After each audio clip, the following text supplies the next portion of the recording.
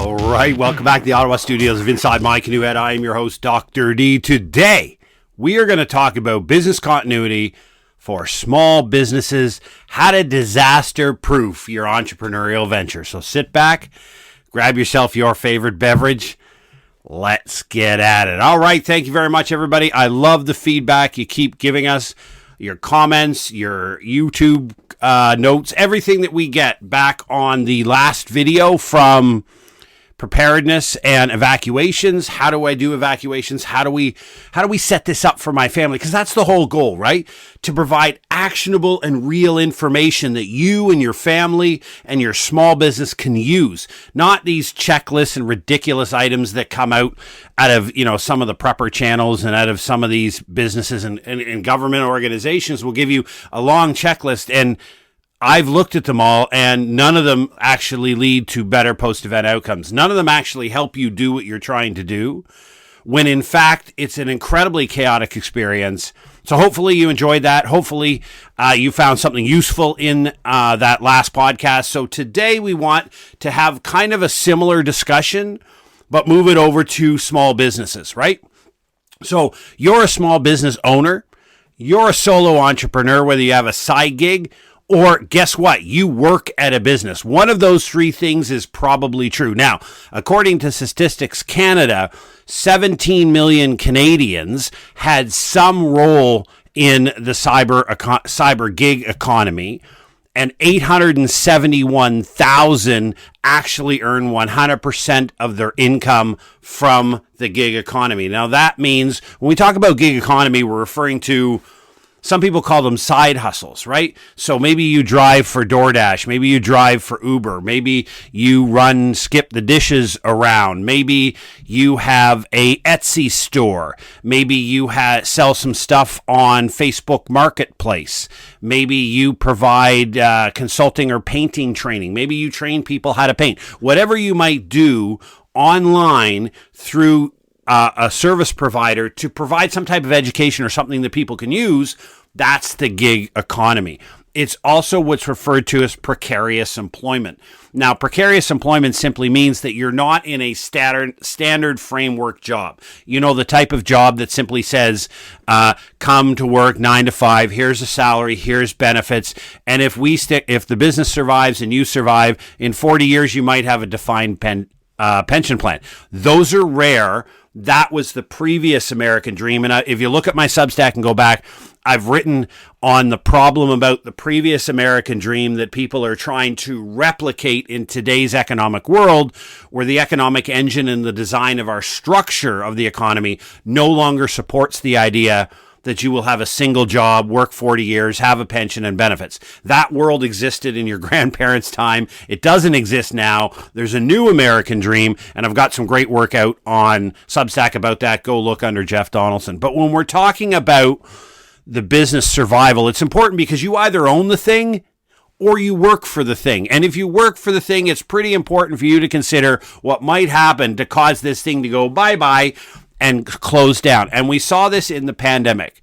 Wonderful people doing great jobs for healthy companies got fired in the pandemic because they did nothing wrong. The business just shuttered, right? So why weren't the businesses ready? Why did so many businesses either collapse, shut down, or needed a massive amount of government intervention? In Canada, we called it the CEBA loans, which were loans that gave you, say, $80,000 loan. And if you paid back $60,000 within a certain time frame, the last $20,000 would be considered a grant and you didn't have to pay it back. Now there's a whole industry of, we'll call them payday loan type of people who are saying, hey, if your CEBA loan is coming up due and you can't pay it back, we'll buy it from you and we'll give you wonderful terms and conditions. It's just like going down to the payday and cashing your check. The point being is, so many small businesses, SMBs is the phrase I'll use today. SMB means small, medium business. There were so many small businesses that did poorly in the pandemic, surprising a great number of people, and there were a few that did exceptionally well, like went vertical in their revenue and their top line and bottom line revenue models and profit models in the pandemic. So we need to understand why they did well, and then we need to understand what are the things that you can do to better help your business. We also want to discuss the role of AI, the role of artificial intelligence in this series. Now, when we talk about the phrase business continuity, think of it through a lens of business continuity is preparedness for businesses.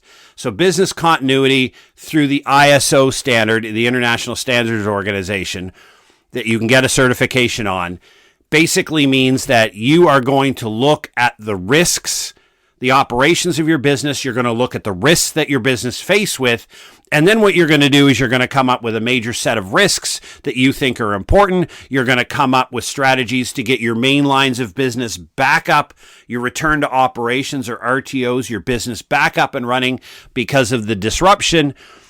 And then you're going to have exercises and training to teach people how to do this. Now, business continuity is a freaking industry, right? There is a massive number of consultants out there who create these wonderful color-coded plans that I don't have an exact book here, but say they come out like a book and they sit on your shelf and they reach compliance. A lot of the business continuity industry is geared towards meeting the regulatory framework requirements. So depending on the industry you're in and depending on the set of regulations that govern it in the United States, Canada, Europe, etc., ISO standards for business continuity are a requirement, right? So you have to prove to the regulator that you have a business continuity framework in, that it has been tested, that it has been exercised, etc. So there's a whole, I won't call them vultures, but there's a whole industry of business continuity professionals that come along and do that. They provide this training and education to the business. You got to ask yourself, has your small business or you as a small business owner ever actually engaged a risk management professional or a business continuity professional to have an outside holistic look at your business to say, hey, there's a series of risks here that you may not be aware of that if they're realized could probably collapse. Recent data from FEMA says 40% of businesses don't survive a disaster. Now, that could be a political, an economic, or a natural disaster. It just doesn't have to be a flood. But FEMA looks at it that 40% of businesses don't survive after a disaster, and 25 of the SMBs that do, 25% of them, don't survive past the first year. So you're looking at over 50% of businesses affected by disaster will not survive after 1 year. That's half. That's half of all people who are employed in the gig economy are not going to be employed in the gig economy in their current role if a disaster was to occur. I don't know what more people can say to, hey, this is something we should consider. This is something we need to look at. This is something that matters, right? It should matter to you and it should matter to your employer. It's about having that discussion, right? It's about raising the issue of saying, hey, the pandemic was uncomfortable. Maybe you work for a company that started after the pandemic. You were resurrected, whatever it may be. The CEBA loan or the government loan kept you going. Maybe you can have that conversation with your employer to say, what does our world look like when a disaster happens? What is your intent? Do you intend to rebuild? If you rebuild, am I and the other employees part of this rebuilding strategy? Are you going to pay us a salary while we're rebuilding the business, or are we going to get furloughed and laid off until the business is set to reopen? Because you need to consider that, right? Remember the roadmap to resilient we talked about and you having a trifecta of preparedness plans? One of those plans is, what do you do when you're fired, right? It's up to you to have a robust strategy for exactly what you intend to do when you get fired, because every one of us will leave the job. You'll either die, quit, retire, or you'll be fired, right? Hopefully you end the current employment on your terms, but that's not necessarily always the case. So if your employer has a strategy that doesn't involve you after disaster, then that's something you should probably know. Or you can provide some input, you can provide some suggestions. But the point being here is business continuity a conversation that happens in your current employment situation? So if you're like me and you own a small business, do you have some type of plan or strategy or something written down that says, when disaster happens, this is what I intend to do? Or is your plan simply to wing it? Let's just see what happens because I'm a really smart guy and we can figure this out. There's danger in that. Nobody's doubting your intelligence and your ability to navigate the bad day, but there are so many sets of risk out there. Let's give you another example. 91% of small businesses suffer some type of disruption every single quarter. Now, when we talk about disruptions, we're going to talk about 4 areas today.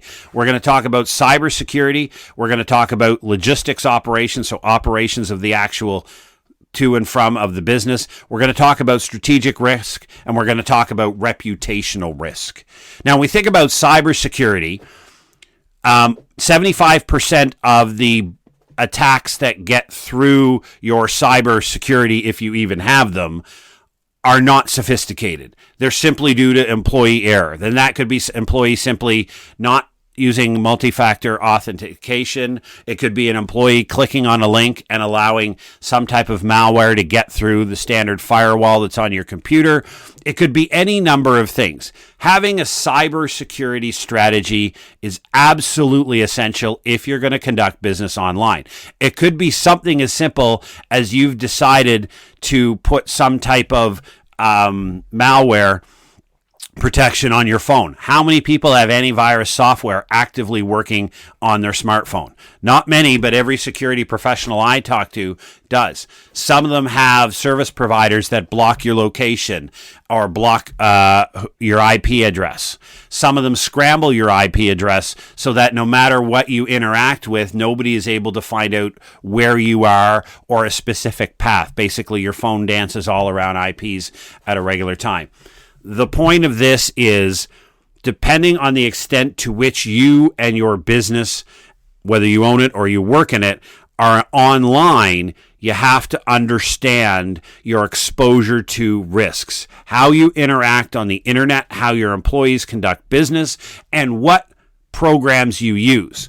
And one of the great examples is, we use this in point of sale software, right? So if you're an online business that uses Stripe, for example, I use Stripe as a payment processor. So when I do business for somebody, I send them a Stripe invoice. They click on the invoice, they make payment. Okay. I am by default trusting that Stripe has a robust system that will protect my invoices and my information that's out there. But we see cyber attacks getting in everywhere.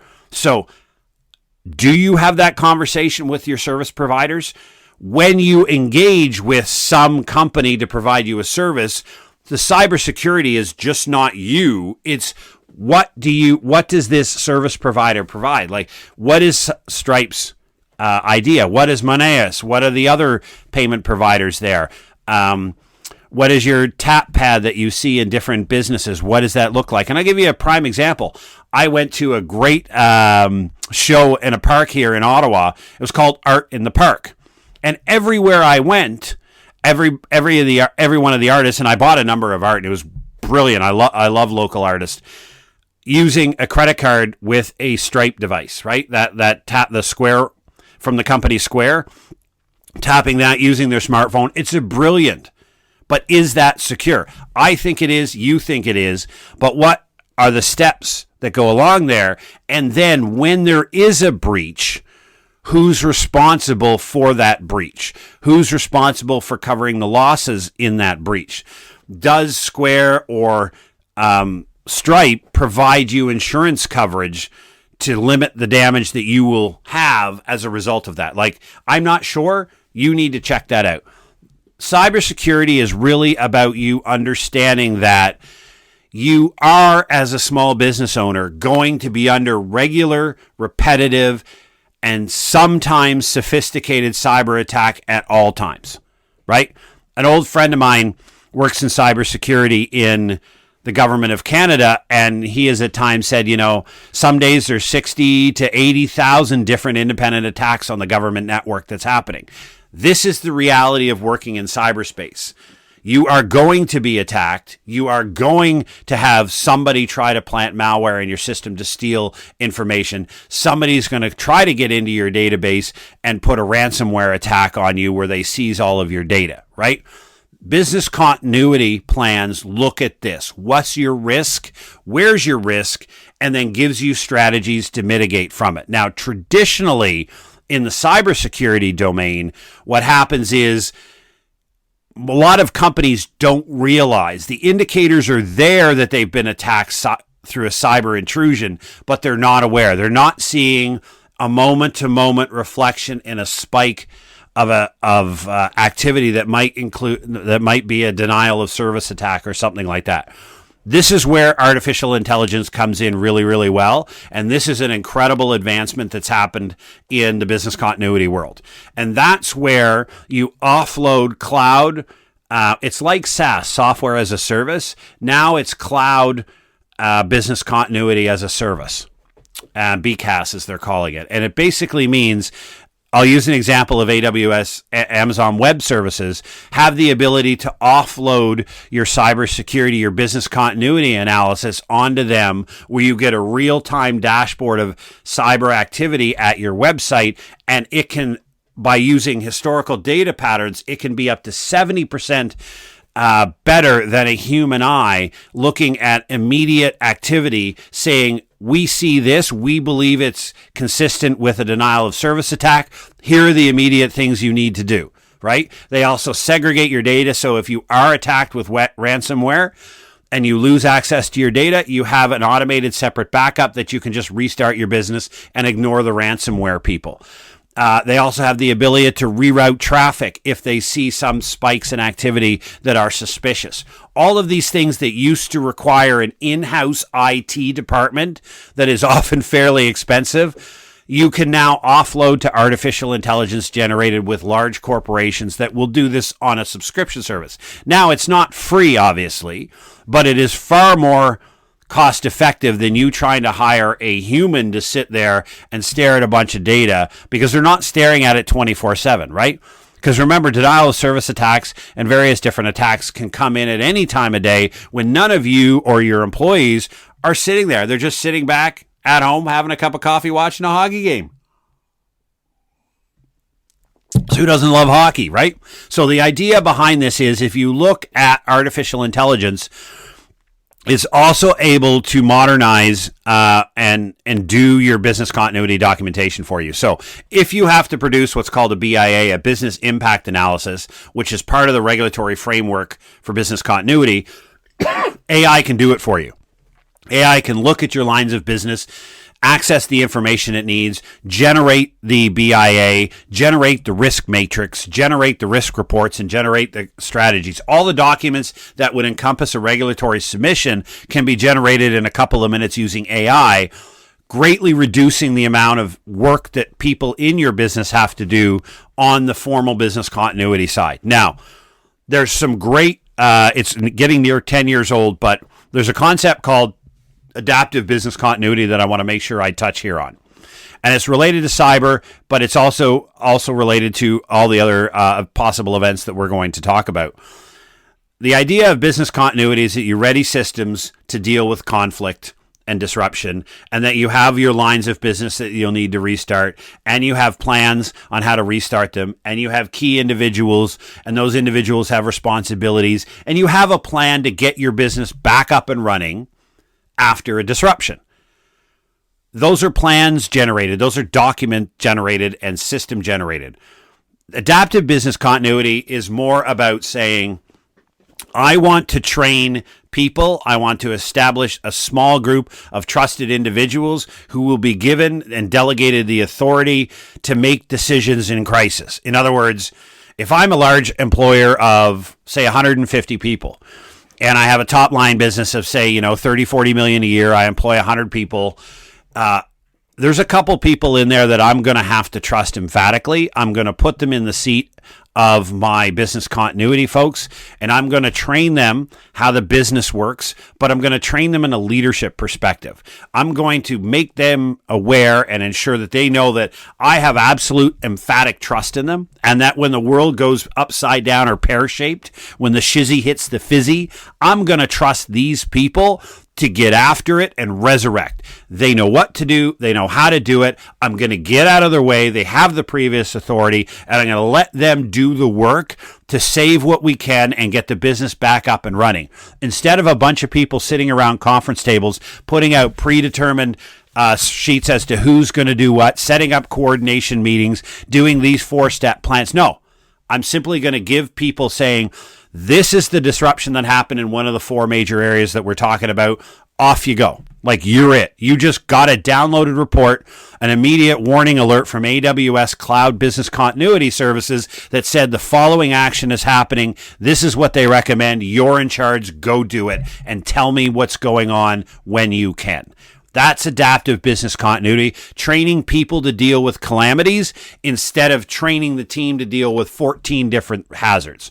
We see the same thing in disaster and emergency management. When you try to tell people that you're affected, your business or even your municipality has 14 hazards. Let's love that number. There's 14 hazards out there. If you create 14 different hazard plans, I can guarantee you now you will be utterly unsuccessful because nobody's going to be able to manage, update, modernize, and keep current 14 different hazard plans. But if I said, here's a key group of 3 people that are going to lead us through any hazard that happens, and here's what they're going to do, and they're in charge and make the decision, I have a disaster response plan for my business, which is what business continuity is. I don't have 14 different hazard-specific ones. I have one strategy of how we're going to attack and defeat and win the day in every disruption and attack that the company goes through, and it's these 3 people who are going to do it, and it's their intelligent and my absolute emphatic trust in them that is going to be successful. I'm very much, Mark Armour is the guy who came up with this, not me. I'm very much a fan of his work, and I support it whenever I can. It's about trusting people in successful business continuity. It's not about creating plans, policies, procedures, books, and paying huge consultants, $25,000, $30,000. Sorry about that if you're a consultant, but adaptive business continuity is far better. Leadership training will do much better than that. And you can argue with me all you want on that. But that's cybersecurity. It's a much more in-depth process, but there's a lot of AI generative tools that give you information ahead of time, give you a real-time dashboard as to what's going on in your cyber environment, and so you can make quick and rapid decisions to mitigate against the harm, because remember, you are going to get attacked. The other thing that we want to talk about is operations management. Operations management is your end-to-end process of your business. So if you make or buy a product, if it's a physical good, you have to ship it, you have to make it or buy it. You have to ship it to your distribution center, your warehousing, get it through. You have to manage the last mile logistics. You have to sell it on some type of sales platform. You have to take returns, and you have to manage customer experience. All of that is your operations management, the widgets that get done and actually make the sale happen. The same thing for a service is a little less complicated, obviously, but you have to deliver the service. You have to make sure the service is delivered well. Disruptions can occur anywhere along them. And I've had, decades of work in risk management and supply chain management. And when we look at all of the different things that can get wrong, the awareness problem is that the vast majority of people simply don't understand their business, right? Because when you're an entrepreneur and you build something, often you're building it piece by piece. You're adding Lego blocks as you go, and they're not necessarily coordinated, and they're not necessarily designed to work well together. It's just what you added. Same thing in the cyber world when I use this program for this, and then I found this new program that helps me with this, and I found this new program that helps me with this, and before you know it, you're using 4 or 5 different software programs to run your business, but they don't talk to each other. They're not coordinated, and there's a lot of human effort to make sure the data works well. The first part of understanding your risk profile in operations management as a business owner or an employee is to take the effort to go the end to end, right? So this is sitting back, and I love a whiteboard, right? I'm staring here at my whiteboard. I'm a whiteboard guy. I absolutely think they're brilliant.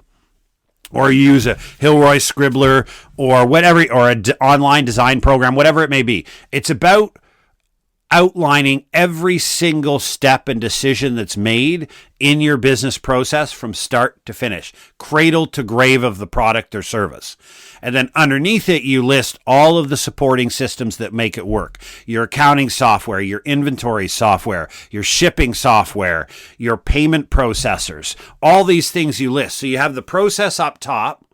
you have your support down, and you sit back and you're actually looking at a real diagram of absolutely everything that happens in your business. Believe it or not, an incredibly small number of people actually look at that, because when then you look at it and you segment into realistic, make or buy, warehousing, shipping, customer experience, and then you look in each of those segments and you say, what could go wrong in here? And a lot of what can go wrong is not just your process, it's the companies you use. And we call them first tier, second tier, third tier suppliers, right? So if I own a convenience store and I sell beauty products in one section of my convenience store, where do I get them from, right? So I get my beauty products from distributor A. What if they go out of business? Or what if they can't fulfill an order? Do I know distributor B? Do I know that I can go over here and get the same product from somebody else? Do I have redundancy built in? A lot of people don't, because they just get comfortable. It's the same person. Oh, I can't get the stock right now. It's not supplied. There's no effort to look out. And again, there's software that'll do all of this for you, that will search all of the available suppliers, compare price, delivery standards, terms and conditions, and then give you some advice on what is the best one. That software exists, right? It's AI generated supply chain acquisition or goods acquisition software. The point, what we're saying here is, when you look at your operations and you look at all the things that could get wrong, remember you're in a partner, you're not working in isolation. If something goes wrong in your inventory management system, for example, and I've used this with another company, if you use an inventory management system that manages your inventory and it's a subscription model, so you pay like $23 a month to have access to and it's all built in the cloud, it's really cool, you don't, bam, that company gets hacked and shut down. Do you have a way to access your inventory? Right? And I'll give you a prime example. If you think this is a load of hortcocky, think about Marks and Spencer in the UK. Now, it is one of the largest grocery store chains. They have had a cyber attack that took down their inventory management system.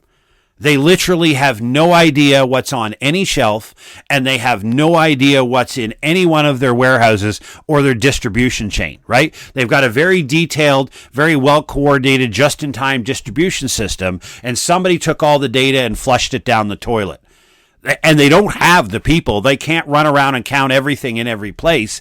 And so there are shortages on the shelves. There's stockouts everywhere. Their bottom line is taking a massive, massive hit. And we'll get to the reputational risk at the end, let alone the trust of the customers has now gone down the track. And you don't expect them, when you fix this, to come back, right? So if you use a subscription service to provide a critical element of what you do in a business, you better make damn sure that you know what you're going to do when that service is removed. Because it's not just you that can get nailed with cyber attack. It's your supporting framework. It's your supporting tier system. So if you lose that key support system and it gets hacked, you better know what to do. And you better know that when your customer data gets stolen through a third-party supplier, that you can't stand up at a microphone and blame the third-party supplier. You're the damn one who hired them. You're the one who put customer data into a third-party software without ensuring that they had the necessary protections in place. These are the type of things that you have to consider in your end-to-end view. When you look at risk, it's about mitigating it, right? I just want to reiterate this point. Risk levels never go to zero, and you cannot prevent a disaster. Prevention is a word that should never exist in disaster and emergency management, because you cannot. All that you can do is mitigate to some degree. Now, great mitigation plans can take some of that almost near zero, but it can't eliminate risk. So there's no such thing as no risk. I just like to generally categorize risk as low, which means I'm aware of it, perfectly manageable, not even concerned about it. Medium risk means it's manageable. It's something that I need to periodically keep an eye on, but at current systems and the way I've built my box and constructed my business end to end, we can take care of it. Then there's high risk. High risk are something that if this event was to occur, it would bring the company to its knees. I need to invest in that. And when you do a risk assessment end to end, and you use business continuity principles for that, you then realize that you probably only have a few, and likely every company that I've worked with, it's never more than 2 or 3 really high risk threat profiles that if these things happen, I could go to my knees. But if you're not aware of them, how do you know? How do you say, okay, I have a little bit of time and a little bit of money to designate to risk management, and so where should I concentrate it? And that's what the business continuity and the risk process does. So supply chain is another thing that's going to look completely different. You could be an Etsy store, right? So you're a drop shipper of something, or you do print on demand on Shopify. You've got great t-shirt designs, everything. What happens if your main supplier goes out of business, right? Because it's not just cyber attack. Companies go out of business all the time. The main supplier you're counting on delivering and creating your product goes out of business. What if there's a fire in the factory in Vietnam and all of your stock that you're counting on is lost? What's your plan to deal with that next? Again, when we go back to adaptive business continuity, it's not about having a plan for absolutely everything that could go wrong. It's about sitting back and saying to myself, hey, a lot of bad things could happen. How am I going to deal with this? Who am I going to use and how am I going to negotiate? Listen, it is a busy time. So when we talk about strategic risk, when we think about the value of strategic risk, it's about learning to communicate with those who are in the top level of business about why risk is important. And often, and I'm participating right now with another company working on some educational materials where we will design a program that helps people persuade the C-suite, as we call it, the strategic CEOs, the chief information officer, the chief supply officer, or that type of thing, and the CEO, why risk management is important.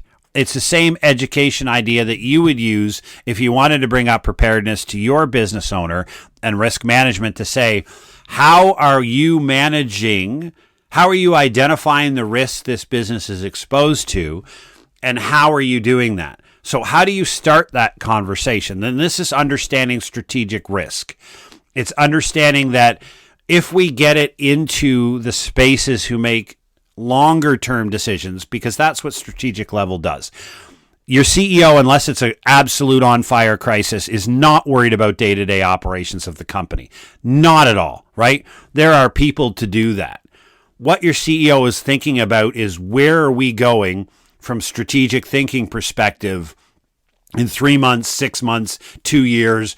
We're working about partnerships to evolve or to expand. Your CEO is looking out, and they're looking way out. But they're assuming that they have a great group of people who are managing the books behind them and that they can do great work.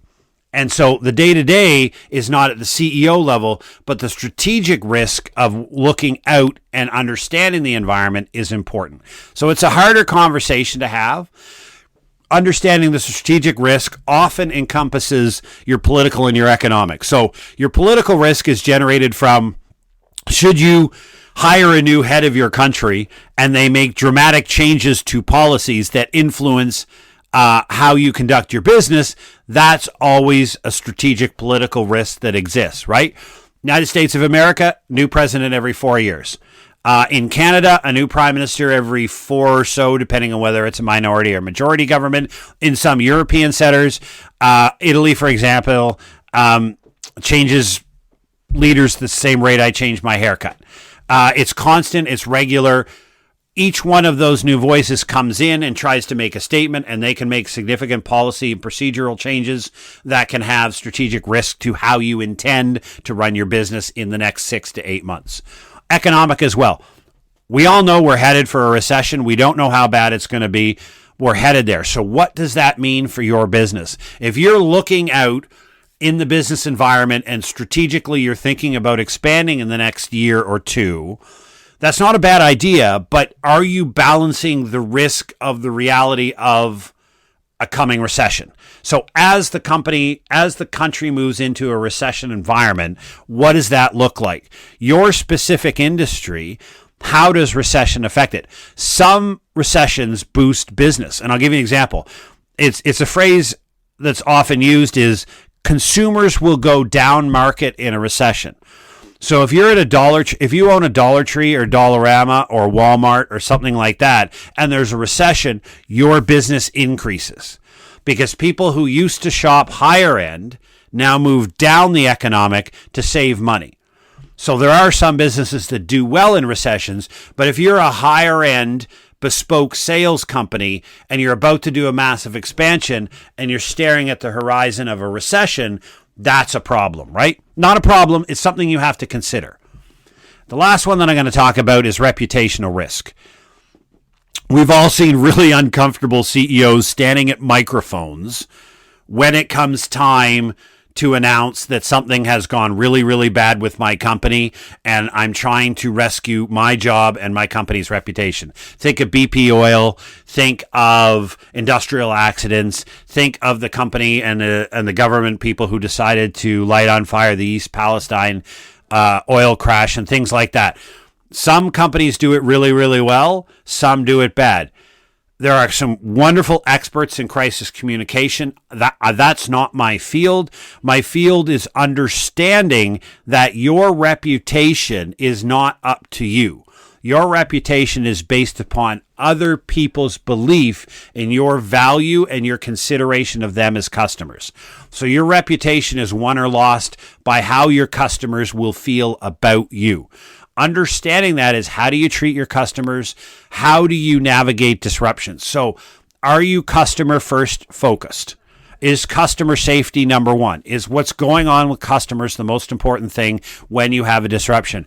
Are you communicating with them clearly and early exactly what's going on and what mitigation measures? Are you taking the hit to protect your customers at all stops? Are you doing all of these things to protect your reputation? You can spend 15 years building a reputation and you can lose it in one cyber hacking event. Look, 40% of small businesses don't make it through a disaster and 25% of them don't make it past that first year, right? They don't make it because they don't have an idea of what they're going to be able to do. They don't have any pivot strategies. They don't have communication strategies. Look at Marks and Spencer, the grocer in the UK, right?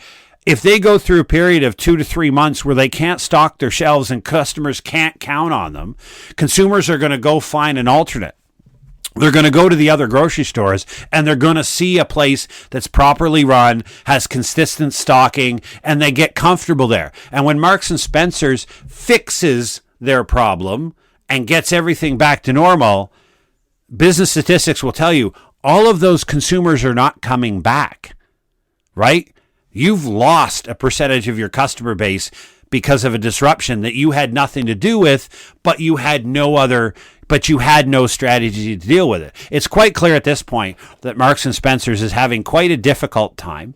And other companies that do that, again, the statistics about not surviving, it's about how do you intend to do this? So if you ship if you get t-shirts, if you manufacture t-shirts and you silk screen them and you send them out and you don't have access to alternate suppliers of t-shirts and your main t-shirt supplier goes down, you can't fulfill orders, right? You can't. Consumers already paid, or all of a sudden all of your sizes are stocking out and you're telling everybody they either must be small or triple XL because everybody in between you don't have. Are they going to periodically come back and keep checking as to whether your stock is? No, they're not. They're not. They're moving on to somewhere else.